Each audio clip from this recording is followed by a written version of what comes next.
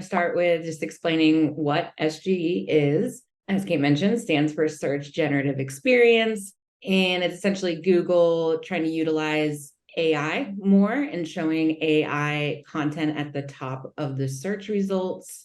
We're also seeing like different placements of the links and what the experience is within those AI generated snippets, which we'll go into in more detail. Unlike previous SERPs, they are generated by Google's AI chatbot. So it's not pulling from a specific site. Previously, we've had featured snippets that show something from a specific site and a link there. This is created by AI or generated, and then including some links and often informational as well as transactional links, depending on the query. That's on a basic level what it is. And then one other thing to note, Lindsay, with where it is and what it is, right now it's in beta, right? So the screenshots that you're seeing are from our team because we've opted into the beta test that Google is running on this.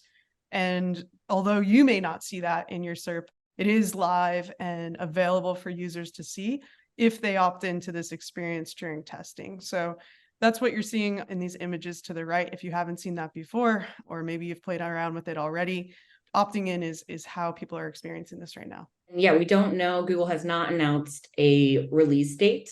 So as you mentioned, it's in beta testing. We don't know when it will be released. We also don't know what it will look like in a finalized format. For example, when they were first testing it out, the full snippet was right available at the top. Now they're using more of a show more for at least most of the queries, like a show more button that you can then click to see the full snippet. So that's less intrusive to our usual search results that we've seen. Also, as we'll go into a little bit more when we get to how it might affect paid, we're often seeing ads at the top as well, or we might see the snippet further down the page. So they're really testing out where they want it to be. So we don't yet know what kind of form it'll actually be released in or when it will. They haven't announced either of those, but we're keeping an eye on it. And from what we do know and some of the consistent things we've seen as we've gone through the beta version, there's still some takeaways and action items that are good and important to jump on. So we've talked about this throughout, but right now we're in testing mode. And when we test, at first we weren't seeing any paid ads above the SGE banner. That is just something that we can't believe because Google always prioritizes its revenue stream. There's no way that shareholders would be very happy with pushing Google ads down the page underneath a colorful, fun to interact with, lots of link banner. So our thoughts are, I'm not on the product team, but that the ads will remain at the top. We don't believe that Google is banking on a scroll depth of 3 or 4 thumb flicks or several clicks down the page to get to that. We do believe that the ads will be at the top.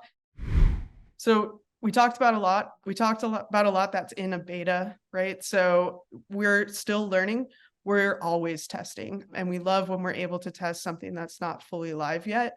It's going to be an important shift in how Google SERPs look. Both Lindsay and I have been in SEO for over a decade. We've been through large shifts in the SERPs before.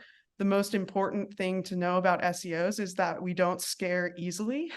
We know that Google tests things at a large scale and then often pulls back what they're actually going to release. All that said, we want to be proactive. We want to be flexible.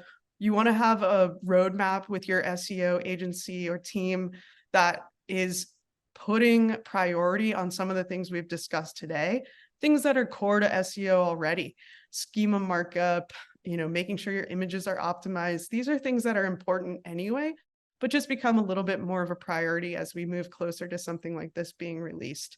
So this isn't an alarm. This isn't a fire drill, but it is time to prioritize getting some of these things in place and having a plan. The other big thing is 2024 planning is already coming up. I'm sure some of you are in budget talks or already wrapping some of those up. It's important to know that SEO is going to have to, be part of those conversations and that KPIs might need to be flexible moving into 2024 if a big billboard lands on top of everything, as we saw in some of those SERP results, click-through rate further down the page is going to go down. You're going to see a decrease in site traffic overall, but that will be not only to you, it'll be to your competitors as well, as Google is giving that information prior to someone being enticed to click. So these are things to think about as you're moving forward into 2024 planning. I know Alex Jewell on our SEO team as well has come up with some ideas about doing analysis on different top pages for traffic and making sure that you have a real good understanding about the pages that are driving your traffic right now and planning for or doing some analysis on what might be affected the most as we move forward towards something like this. Sometimes knowing brings comfort to all. And so doing some of those deep dives now can help you understand and expect what might change as this rolls out.